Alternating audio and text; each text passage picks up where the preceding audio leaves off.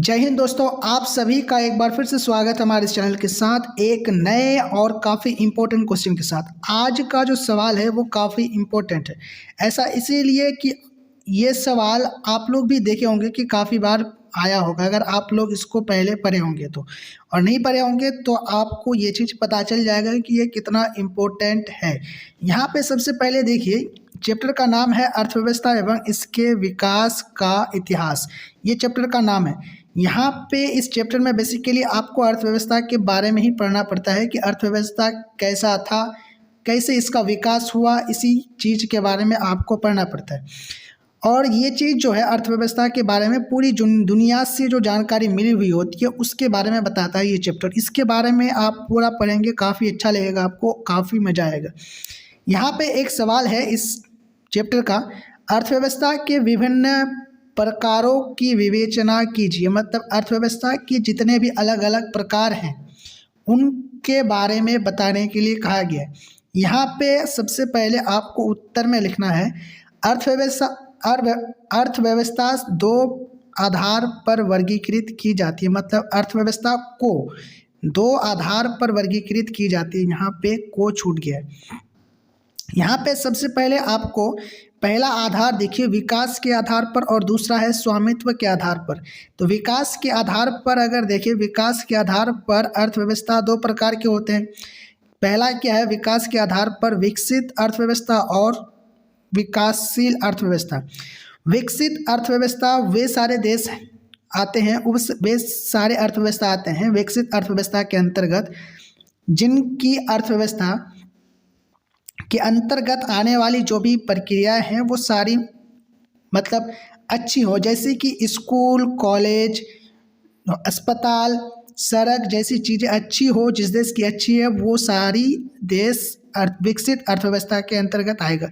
जैसे कि America, Japan, ये सारी देश विकसित अर्थव्यवस्था के अंतर्गत आएगा। वहीं पर विकासशील अर्थव्यवस्था या फिर विकासशील अर्थव्यवस्था, ये ऐसे देश है जहाँ पर विकास फिलहाल चल रहा है, विकास की ओर ये देश आगे बढ़ रहे हैं। जैसे कि इंडिया में अगर देखिए, सड़क का निर्माण धीरे धीरे हो रहा है और अच्छे ढंग से किया जा रहा है, धीरे धीरे इसको बढ़ाया जा रहा है। स्कूलों को अच्छे से अच्छा करने की कोशिश की जा रही है, धीरे धीरे हो रहा है। इसी तरीके से अस्पतालों को भी अच्छी की जा रही है, तो इस और बहुत सारे नए अस्पताल, स्कूल खोले जा रहे हैं। तो ये विकासशील देश हैं, मतलब ये विकास की ओर बढ़ रहे हैं। तो ये आप समझ गए कि विकसित देश, विकसित अर्थव्यवस्था और विकासीय या फिर विकासशील अर्थव्यवस्था। अब यहाँ पे देखिए, स्वामित्व के आधार पर अर्थव्यवस्था तीन प्रकार के होते हैं। यहाँ पे सबसे पहला जो प्रकार है पूंजीवादी अर्थव्यवस्था, समाजवादी अर्थव्यवस्था और मिश्रित अर्थव्यवस्था। पूंजीवादी अर्थव्यवस्था बेसिकली वो होता है जो उस देश की अर्थव्यवस्था को कहते हैं जहाँ पर सारी चीज़ें प्राइवेट हो। मतलब स्कूल, कॉलेज, सड़क, हर एक चीज़ प्राइवेट हो, मतलब किसी भी चीज़ में सरकार नहीं है। जिस तरीके से मतलब ऐसे देश, बहुत सारे देश हैं जो सारे देश प्राइवेट है सारी चीज़ें। उसी तरीके से समाजवादी अर्थव्यवस्था है जहाँ पर, वैसे देश जहाँ पर एक भी चीज़ प्राइवेट ना हो, मतलब वहाँ पर हर एक चीज़ सरकार के नियंत्रण में चलता है।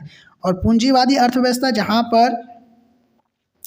पर सिर्फ प्राइवेट होता है, मतलब लोगों के नियंत्रण में होता है, सरकार के नियंत्रण में वो सारी चीज़ें नहीं होती है, कुछ चीज़ें ही होती हैं।